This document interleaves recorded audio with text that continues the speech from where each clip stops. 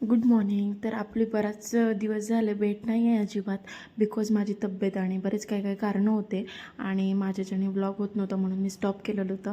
आणि म्हटलं आता गुढीपाडवा आला आहे तर आपण कंटिन्यू करावं. सो मला नक्की सपोर्ट करा आणि प्लीज.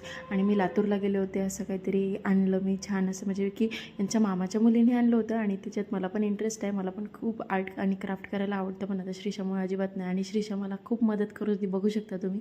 आणि फायनली ते झाल्यानंतर असं दिसत होतं, खूप मस्त क्रिस्टल आर्ट म्हणतात त्याला, खूप भारी दिसत होतं. आणि घरी आल्यानंतर मी ना ते आणलं होतं वेल मिस्टर DIYमधून, जे की आरशाला लावलं. ते आरसा लावायला मला 1 महिना लागला किमान.